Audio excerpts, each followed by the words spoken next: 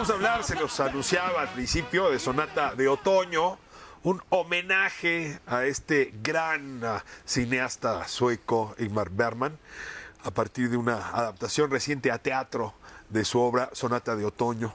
Les agradezco mucho a quienes participan en su dirección, en el elenco que estén con nosotros. Wendy González, muchas gracias por estar aquí. Muchas gracias por invitarnos. ¿Tú juegas doble papel? No, uno. Uno. Todos jugamos uno. Nada más, de actriz. Sí, de actriz. No haces otra cosa, no produces, no... En esta obra solo soy bonita. Solo... O sea, el que carga es feo. ¿Qué le estás diciendo al tramoyista? La producción siempre somos feos. Nayeli, muchísimas gracias. Nayeli Acevedo, tú también la haces de bonita. Sí, también. Sí. También solamente es mi única función. La otra hermana, y ahorita hablaremos de los personajes. Sí. Y pues qué gusto tener también aquí a Esteban Montes, que pues adaptaste la obra, la dramaturgia, diriges, en fin, sí, toda la parte fea, supongo. Toda la parte fea y complicada. Pero también actúo en una escena, un personaje pequeño, pero sí. Para los más jóvenes, sí, que no les marcó Bergman y que a lo mejor se sentían distantes a Bergman por el ritmo de sus películas, correcto, ¿por qué te parece tan importante visitarlo y reconocerlo? Pues es muy importante por la claridad que tiene, por la capacidad expresiva y el poder en la manera en que arma todas las historias, la construcción de sus personajes y la observación que hace del carácter humano, que me parece que es fundamental y que en este momento es de una actualidad brutal, ¿no? Entonces, pues es un autor muy poderoso, es un autor que si bien ha modificado mucho la manera de contar historias en este momento, de todas formas conserva una vigencia y una cuestión muy poderosa, ¿no? Recientemente la Cátedra Bergman presentó la película. La Cátedra Bergman de la UNAM. De la UNAM. Presentó la película en un cine. Sonata de Otoño. Sonata de Otoño, esta película. Y la gente salió muy perturbada. Es decir, pues, hubo gente que verdaderamente salieron y hubo una charla al final. Todos le llamaban a su terapeuta. Exactamente, okay, entonces había una cosa así de, es que yo no puedo creer esto, es que, o sea, había una sensación muy fuerte, un golpe muy fuerte que se llevó el público, y creo que esas cuestiones no son comunes en este momento. Cuéntame de Sonata de Otoño, o sea, ¿qué te dice a ti Sonata de Otoño? ¿Por qué te mueve? No solamente porque te dio chamba, sino personalmente, ¿qué significa? La relación con la madre y con la hija.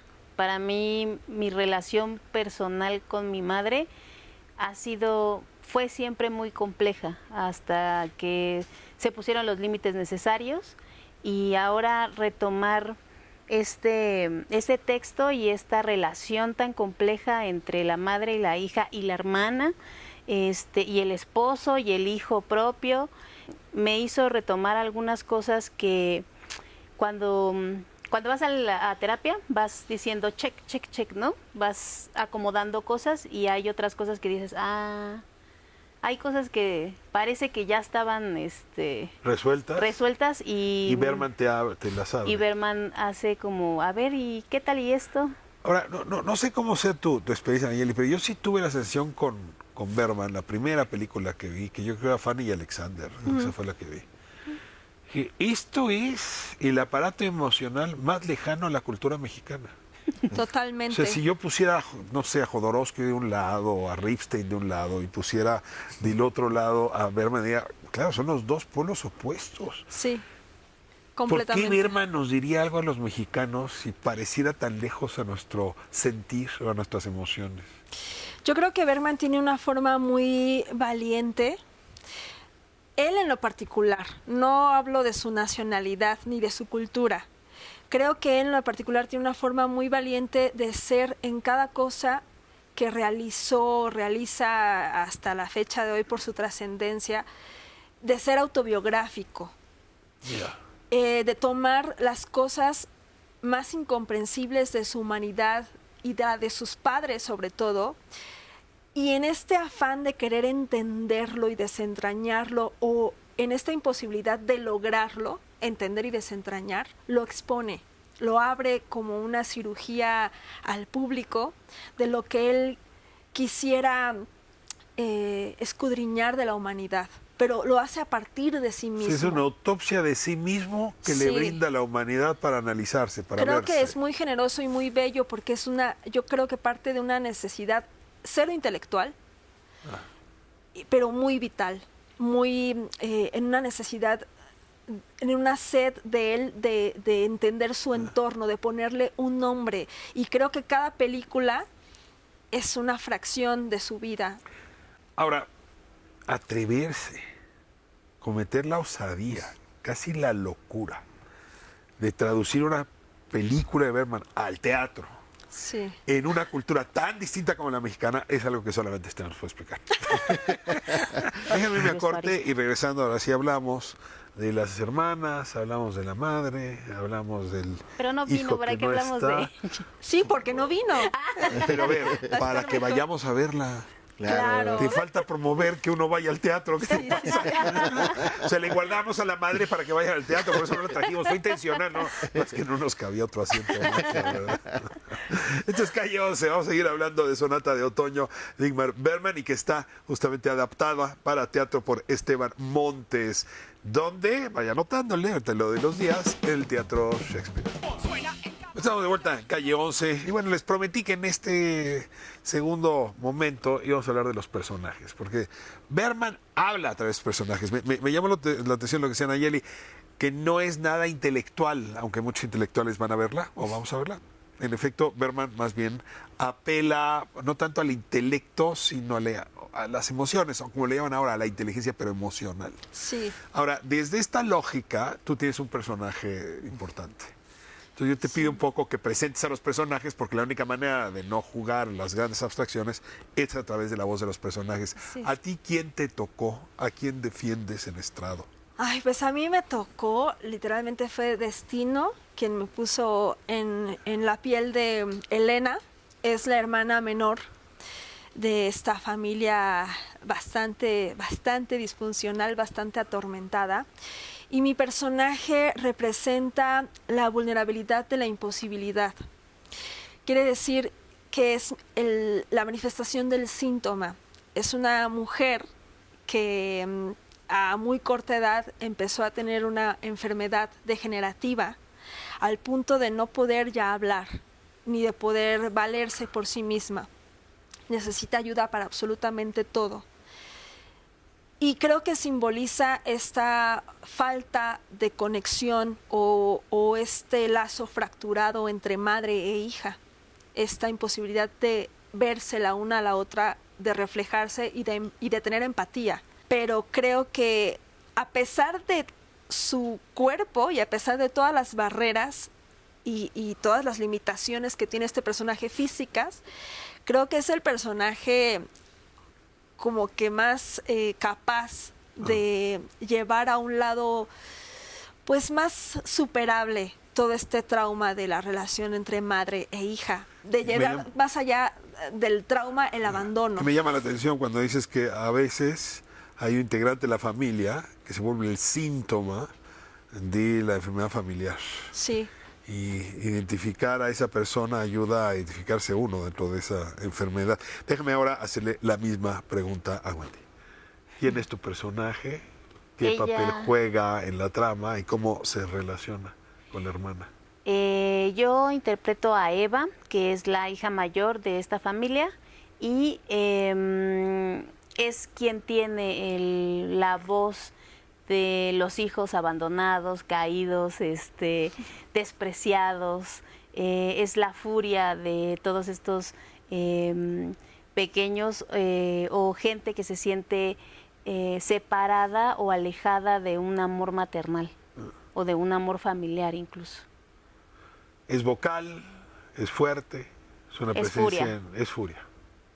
Ahora, pues ya hablaron de la madre, sin hablar de la madre, no voy a spoilear, pero pues es una madre reconocida, ¿no? Intelectualmente, artísticamente, pero que tiene una pequeña falla. No conecta con los seres humanos, ni siquiera con los más próximos. Básicamente. ¿No? O sea, ya no sé si el síntoma es Soy yo, tu es personaje Charlotte, sí. o ella provoca el síntoma. A ver, cuéntame según Bergman y según tú. Sí. Y si hay alguna diferencia, por cierto. Sí, me parece que el problema, lo que está planteando Berman de centro en relación con Charlotte, es justo como una indiferencia tan elemental en la infancia de unos padres hacia su hija, que es Charlotte, se va a convertir en esto, ¿no? En un problema gravísimo de incapacidad de relacionarse con el mundo y que encuentra en la música, por otro lado, y esa es la gran paradoja de la obra, una capacidad brutal de expresión, talentosísima y de entrega total, virtuosa, que en la vida no tiene, ¿no? Con las demás, con ninguna persona es capaz de solo con el piano se entiende. Exactamente, y esa paradoja es muy fuerte. Y por otro lado, lo que está planteando Berman con mucha claridad, con mucha compasión, vamos a decirlo así, es que tampoco la está satanizando, ¿no? No es un monstruo terrible, sino justamente lo que nos está planteando es que hay una profunda incapacidad, que de alguna forma la furia que tiene Eva, que viene mucho en este momento porque pues está viviendo un proceso de duelo muy fuerte con el hijo que acaba de morir, bueno, hace unos años. Entonces, el momento de la obra es observar justo este momento de furia que ocurre en los duelos, en el que ella viene a descargar todo su enojo a la madre, y finalmente la madre, con mucha honestidad de todas maneras, termina diciéndole: es que yo no puedo hacer otra cosa, ¿no? Yo no tengo, o sea, nunca a mí nadie, hay un momento que lo dice nadie así, me enseñó. Nunca nadie me tocó, nadie me tocaba. Entonces yo te tenía miedo, ¿no? Dice un momento determinado de la obra. Y que puede decir uno, pues es absurdo que una madre le tenga miedo a sus hijos. Pero leí el último texto de Juan Villoro, que dice que cuando acompañó a su padre a la tumba de sus abuelos, que habrían muerto en la guerra civil, se dio cuenta que el padre nunca había llorado. Y se dio cuenta porque cuando se limpiaba las lágrimas lo hacía con la muñeca. O sea, no sabía ni cómo quitarse una lágrima. Dejó muy, muy marcado. Pero en efecto, el detonante es Eric. Sí. O sea, hay un niño que muere. Sí. Si no, no habría trama. Sí. Y a Eric lo pusiste en escena. Sí, eso fue lo que hice. Ahí está la diferencia. Pues sí, Berman no lo puso en escena. No lo puso en escena. O sea, Eric es un personaje del que se habla. Como hicieron aquí con la mamá, nada más se habla de él, pero no está. O sea, tú lo pusiste. Sí. ¿Qué habría dicho Berman de tu atrevimiento? Yo creo que a Berman, no sé qué había dicho, pero... Ni te importa. Sí me importa, pero me refiero que estoy como tratando de... Me encanta el cine de Berman, pero me parece que muchos grandes momentos del cine de Berman tienen que ver con estos momentos de ver a un niño, ¿no? En Fanny Alexander, en Persona, hay un niño presente. En esta cuestión lo que me interesó mucho es que en general la crítica dan como por hecho que se murió, ¿no? Es decir, pues se murió y ya, no pasó, como si no hubiera tenido trascendencia. Y en el texto mismo sí la tiene, ¿no? Entonces había una necesidad para el montaje, pues de darle su lugar dentro de la historia, no solo que se mencione, sino en un momento determinado que se sienta, ¿no? Es que tu personaje no tendría gasolina sin Eric. No tendría gasolina. La resortera que te echa a andar es el niño. Sí, es el duelo, el proceso del duelo en el que está no solo ella, sino también la madre, que viene del funeral de su pareja. Entonces también es todo ese tránsito que vamos construyendo cada quien con nuestras propias herramientas para llegar a superarlo o a quedarse ahí eternamente. Pues usted puede elegir dos maneras de acercarse a Sonata de Otoño. Una es pensar que es una historia que ocurre allá en Suecia, muy lejana de nuestra realidad, una familia extrañísima, porque los suecos son muy extraños. O asumir que Berman nos puso un espejo para vernos bien de cerquita. No se la pierda. Además, con estas actrices, con este director, estupenda apuesta y estupenda opción. Déjame nada más repetir. Esto es en el Foro Shakespeare. Empezó hace 2 lunes, o sea, llevan 2 lunes. Sí. Va a ser todos los lunes hasta... Hasta el 28 de julio. Todos los lunes de junio y julio a las 8 de la noche en el Foro Shakespeare. Y hay un jueves por ahí. Y un jueves que es el 19, igual a las 8 de la noche. 19 de junio. Ajá. Perfecto. Pues ahí nos encontramos. Y además ese foro que es espectacular. Sí. Gracias por acompañarnos aquí, a Calle 11.